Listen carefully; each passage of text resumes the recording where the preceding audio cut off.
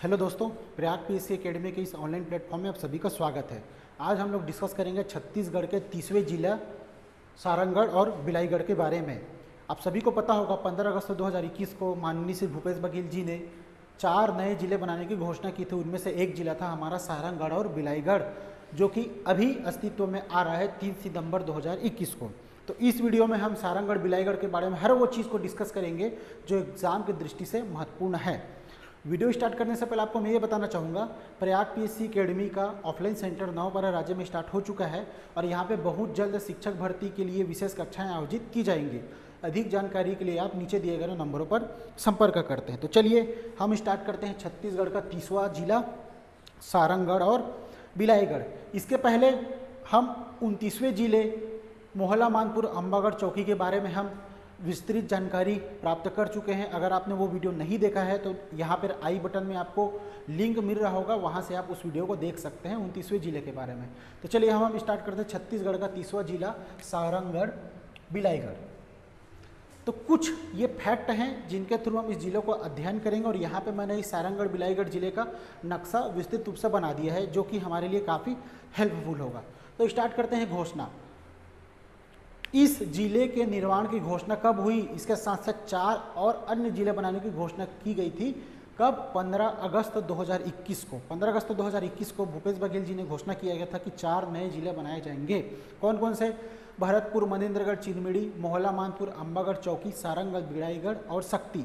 4 जिले बनाने की घोषणा किया गया था 15 अगस्त 2021 और इस जिले की स्थापना हुआ है अभी वर्तमान में 3 सितंबर 2022 को। लगभग पूरे 1 साल लग गए इस जिले को बनने में। तो ये 2 महत्वपूर्ण फैक्ट हैं जो आपको याद होना ही चाहिए।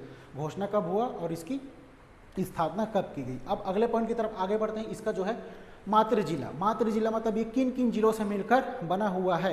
तो देखिए, सबसे पहले हम देखेंगे छत्तीसगढ़ की नक्शा में ये हमारा बलौदाबाजार है, ये गौरेला पेंड्रा मरवाही, ये कोरबा है।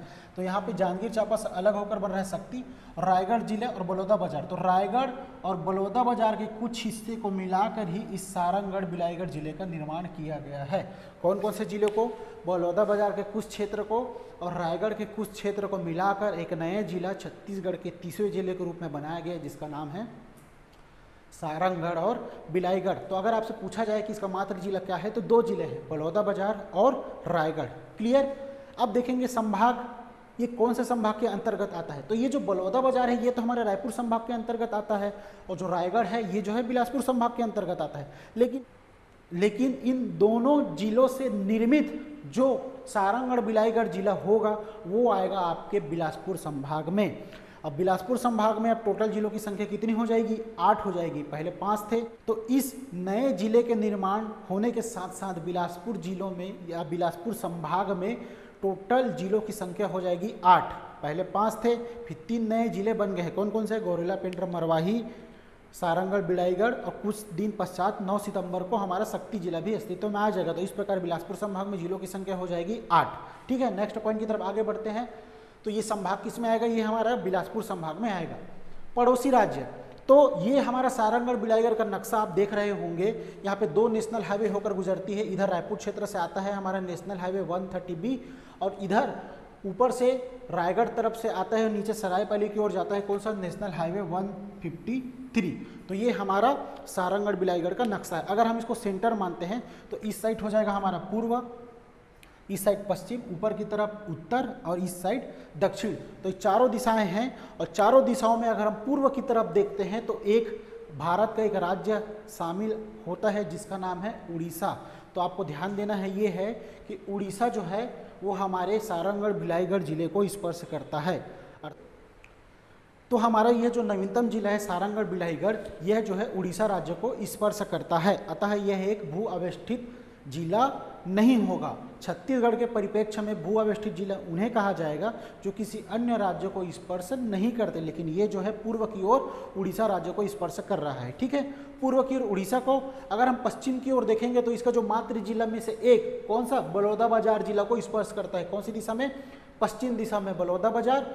ऊपर की तरफ अभी नवीनतम जिला शक्ति जो बनने वाला है, अभी बना नहीं है। ठीक है, 9 सितंबर को बनेगा, उसको स्पर्श करता है यह शक्ति जिलों को उत्तर की तरफ और दक्षिण की तरफ जो है महासमुंद जिलों को स्पर्श करता है। तो ये था सारंगढ़ जिले के चारों तरफ की, चारों दिशाओं में विभिन्न राज्य एवं जिले। क्लियर यहाँ तक। अब हम लोग देखते हैं, अगर हम लोग थोड़ा सा और डीप में जाए कि पर्टिकुलर जिले का कौन सा तहसील इस नवीनतम जिलों को स्पर्श करता है, तो उस पर थोड़ा सा हम लोग ध्यान देते हैं।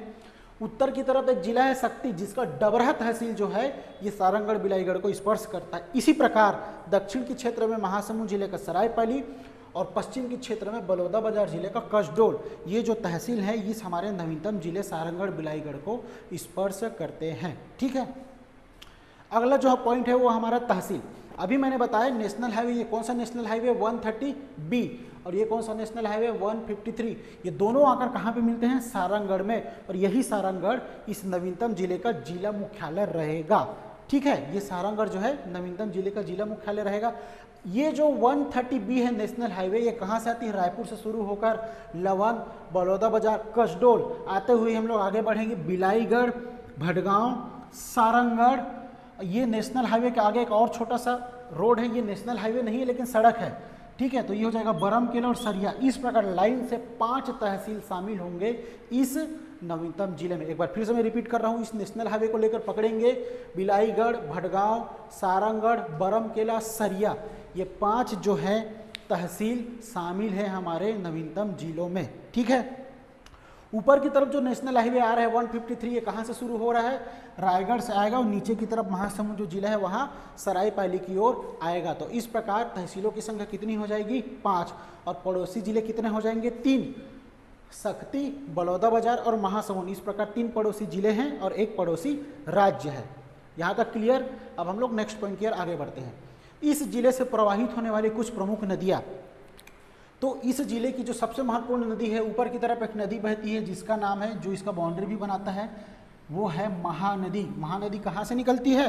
धमतरी जिले के सिहावा पर्वत से, और यह छत्तीसगढ़ की सबसे बड़ी नदी है। देखिए, छत्तीसगढ़ की सबसे बड़ी नदी महानदी, छत्तीसगढ़ में बहने वाली सबसे लंबी नदी तो शिवनाथ नदी। ठीक है, तो ऊपर की तरफ एक नदी बह रही है जिसको हम लोग बोलते हैं महानदी। इसी महानदी से सारंगढ़ बिलाईगढ़ की सीमा रेखा बनाया गया है। ठीक है, तो 3 प्रमुख नदियों को याद रखेंगे, महानदी, लात नदी और सुरंगी नदी।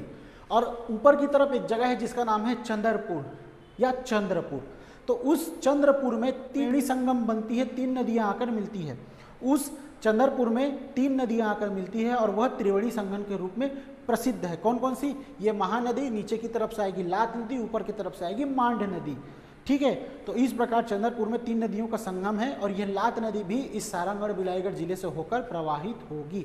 और एक नदी याद रखेंगे जिसका नाम है सुरंगी नदी। इसके पहले सुरंगी नदी कौन से जिले में पड़ते थे हम? रायगढ़ जिले में। लेकिन अब जो सुरंगी नदी है कौन से जिले में हो जाएगा? ये हमारा सारंगढ़ और बिलाईगढ़। ठीक है, नेक्स्ट पॉइंट की तरफ आगे बढ़ते हैं। भूगर्भिक संरचना। तो इस जिले में मुख्य रूप से कडप्पा शैल समूह विद्यमान है। और कडप्पा शैल समूह किसके लिए प्रसिद्ध होता है? चूना पत्थर के लिए। तो बस आपको ये याद रखना है कि कडप्पा शैल समूह या कडप्पा क्रम की चट्टानें इस सारंगढ़ बिलाईगढ़ जिले में मिलती हैं।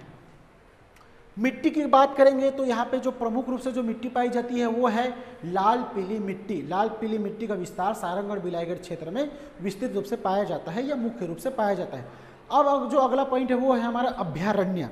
तो आप गोमरदा अभ्यारण्य कौन से जिले में है? तो हमेशा अभी टिक मारते हैं रायगढ़ जिले पर, लेकिन अब रायगढ़ जिले का जो भाग है उसके कुछ भागों को मिलाकर हम सारंगढ़ बिलाईगढ़ बना चुके हैं। तो जो गोमरदा अभ्यारण्य है वो अब कहाँ पे शामिल हो जाएगा? हमारे सारंगढ़ बिलाईगढ़ जिले में। जनजाति, तो ये जो जिला है मुख्य रूप से 2 प्रमुख जनजाति का निवास स्थल है, एक सौरा और कोंद।